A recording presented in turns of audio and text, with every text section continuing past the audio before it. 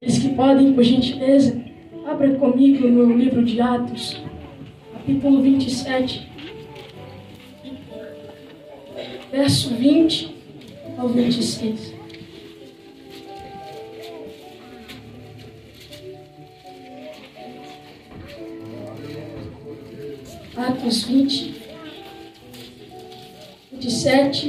Atos 27, versículo 20 ao 26.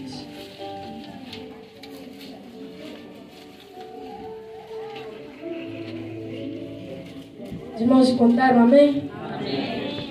Diz assim a palavra do Senhor. E não aparecendo havia já muitos dias, nem sol, nem estrelas, e caindo sobre nós uma não pequena tempestade. Fugiu-nos toda a esperança de nos salvarmos. Havendo já muito que não se comia, então Paulo, pondo-se em pé no meio deles, disse: Ora, na verdade razoável, ó varões, ter-me ouvido a mim e não partir de Creta, e assim evitariam este incômodo e esta perdição. Mas agora vos admoesto a que tenhais bom ânimo, porque não se perderá a vida de nenhum de vós, mas somente o navio. Porque esta mesma noite o anjo de Deus, de quem eu sou e a quem sirvo, esteve comigo, dizendo: Paulo, não temas, importas que seja apresentado a César. E eis que Deus te deu todos quanto navegam contigo. Porquanto, ó varões, tende bom ânimo, porque creio em Deus que há de acontecer, assim como a mim me foi dito.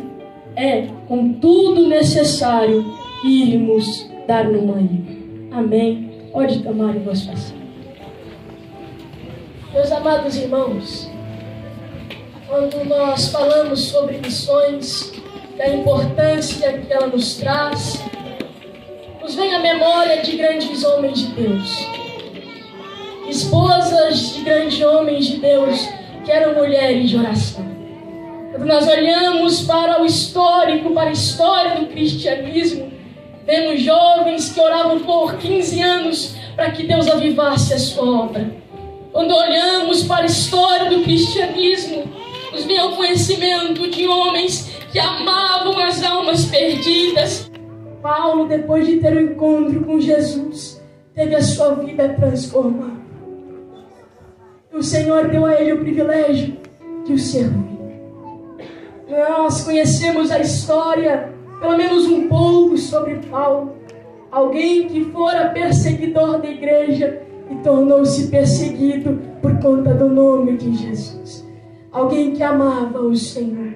Alguém que tinha intimidade com Deus. Paulo, no texto lido, nos vem ao conhecimento que Paulo estava fazendo uma viagem para Roma e sofre um naufrágio. Paulo havia sofrido alguns naufrágios em suas viagens missionárias. Mas era um desejo do coração de Paulo ir para Roma. Este desejo também era um desejo do coração de Deus, que levasse o seu servo para Roma. Mas os meios de Deus não são como os nossos, e os planos de Deus são maiores que os nossos, são melhores. E por mais que às vezes não compreendemos a forma que Deus age, Deus está conosco. Ele nos guia, Ele nos direciona. A viagem de Paulo não foi da forma que ele imaginara. Estava preso por pregar a Cristo.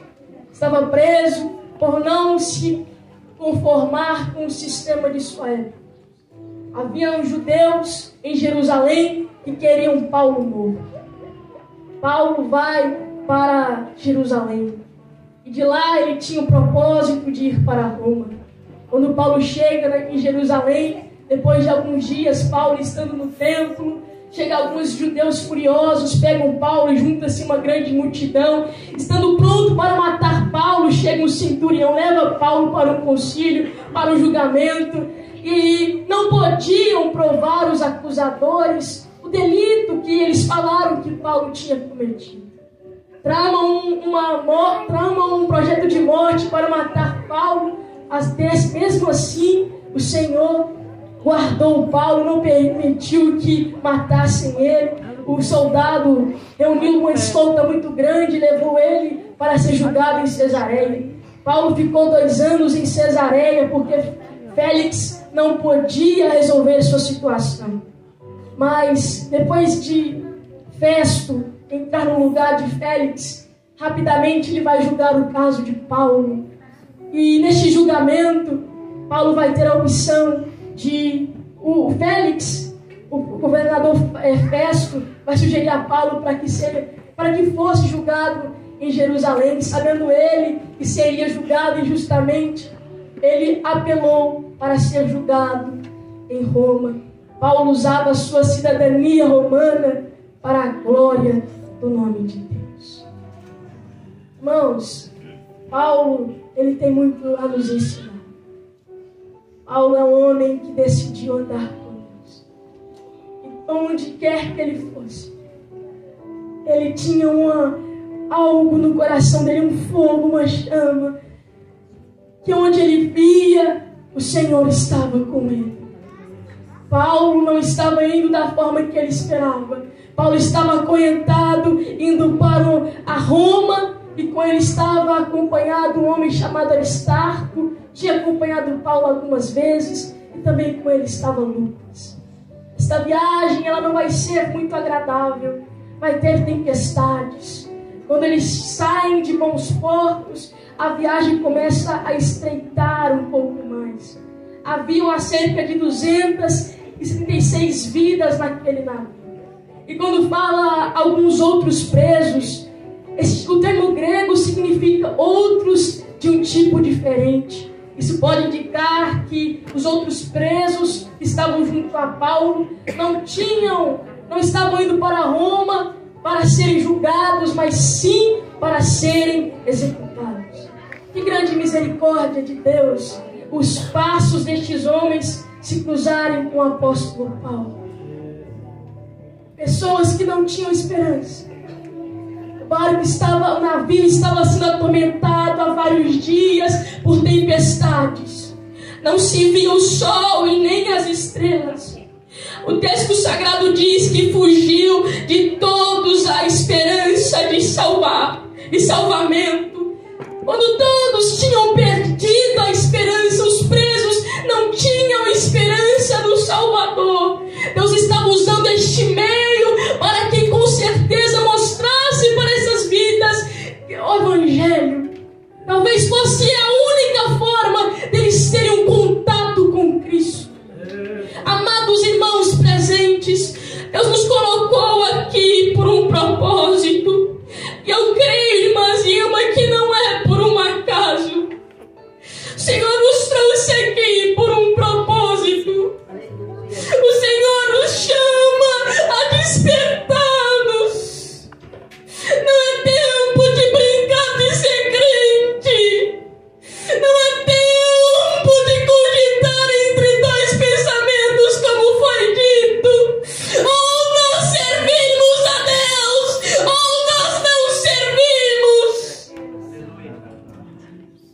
Tinha muitos soldados com Gideão, mas não eram todos que iriam, porque eram medrosos. Só 300 foram escolhidos. Deus está contando com essa igreja. Deus está contando conosco. É tempo de sermos como Paulo. O Senhor nos colocou aqui não somente para ganhar dinheiro, mas para ganhar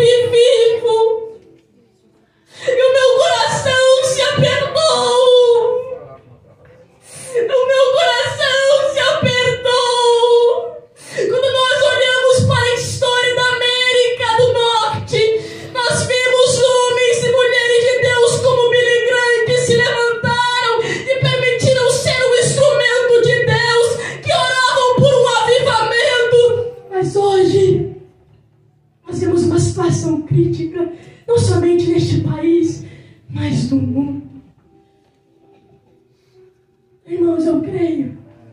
E quando eu orava, quando meus pais decidiram vir para cá, eu lembro que eu orava, eu não queria vir. Pensava que não era o que Deus tinha. Mas eu orava, Senhor, eu não quero ir se não for a sua vontade. Eu não quero ir se for interromper aquilo que o Senhor colocou no meu coração. Mas eu tenho tanto aprendido com esta igreja. E creio, irmãos, que se nós se esforçarmos no Senhor, se nós nos animarmos no Senhor, Deus irá trabalhar nas nossas vidas algo novo, como o pastor disse, por intermédio do Espírito Santo, para esta igreja. Mas devemos nos animar no Senhor por mais da tempestade que nos cerca. O mundo está indo rumo à destruição. Não há esperança para este mundo, mas Deus nos colocou neste país por um propósito. Ficar o tempo todo na televisão, no celular, não vai salvar almas. Almas que estão gritando, há vidas que estão se perdendo, há jovens se suicidando. Todos os dias pessoas morrem e vão para o inferno. O mundo geme, não tem esperança, mas Deus nos colocou para trazer esperança. E como o hino disse, o hino da harpa, a nossa esperança é a vinda de Jesus. A nossa esperança não se encontra nessa terra, ela se encontra em Cristo que está voltando. Nossa esperança não repousa nos assuntos dessa terra, mas se repousa em Cristo. E há pessoas, há vidas que não têm essa mesma esperança. É tempo de despertar. É tempo de orar por um despertamento. Nunca houve na história do cristianismo um avivamento sem passar por um despertamento. Há muitos que estão dormindo. Há muitos que perderam esta mínima esperança. Irmãos, nós temos que trabalhar, nós temos que ganhar dinheiro. O próprio Paulo trabalhava, vivia do seu dinheiro. Mas, meus amados irmãos, não podemos ter dois senhores. Não podemos ter Deus como nosso Senhor e ter o amor, o dinheiro como nosso Senhor. Quem e o que nós temos amado? Nós fomos chamados para ser luz, chamados para ser diferente. Será que na tua escola os alunos sabem que você é crente? Será que no teu local de trabalho todos sabem que você é diferente, de que você transmite uma esperança? Alegre, meus irmãos no Senhor, sede firmes e abundantes. Paulo diz no capítulo 24, no livro de Atos, no capítulo 20, verso 24, ele vai dizer que não tinha a vida dele como preciosa, contanto que cumprisse com alegria a carreira cristã. Este Paulo morreu por nós. Como o texto diz, no versículo 26, era contudo necessário estarmos numa ilha. Isso nos vem à memória do texto em João 4, que fala sobre a mulher samaritana. O texto diz que era necessário Jesus passar em Samaria. E quando Jesus passa em Samaria, há salvação naquela cidade. E quando Jesus chega em Malta, numa ilha, eles estavam indo para Roma, mas o Senhor quis levar eles para Malta primeiro. E ali, por intermédio do Espírito Santo, Paulo vai ser usado por Deus no dom de cura. Mas com toda certeza, Paulo pregou. O que mais me chama a atenção em Paulo é que em tudo o que ele fazia era motivo de glorificar a Cristo. Será que a nossa vida e a postura de como temos vivido tem agradado a Cristo? Como Ravenna Hill disse, nós admiramos a história de grandes homens de Deus no passado, mas a verdade é que não estamos dispostos a sacrificar uma gota nosso sangue, para que o Evangelho se expanda, se evolua, vá para as almas perdidas. Devemos orar para as ovelhas que se perderam e não sabem que estão perdidas. Devemos orar para que Deus encontre as dracmas perdidas e que depressa os filhos que se saíram da casa do Pai se retornem. É nossa missão. Eu costumo dizer que a maior missão da igreja é orar. Quando a igreja ora, cadeias são quebradas. Quando a igreja ora, Deus envia um anjo para libertar Pedro. Quando a igreja ora, há um avivamento, há despertamento. É tempo de buscar a face do Deus vivo. É tempo de amarmos o Senhor de todo o nosso coração. É tempo de nos humilharmos, reconhecermos que somos pó e para o pó vamos retornar. Esta América pode nos proporcionar muitas oportunidades, mas não garante vida eterna. Deus está nos chamando. É um despertamento urgente. Devemos acordar. Devemos orar. Devemos orar para o nosso pastor, por sua família. Devemos orar para o ministério, para as nações do mundo. Eu sei que se comenta muito sobre o Brasil, mas, irmãos, independente de quem está no governo, Nero não parou o reino de Deus. Herodes não parou o reino de Deus. Independente de quem esteja, Deus é acima de todas as coisas. Irmãos, coloque de pé.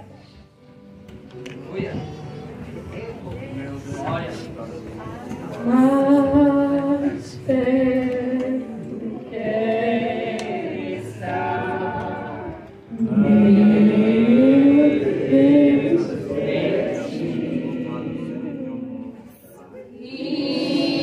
ainda que seja dor, mais alto.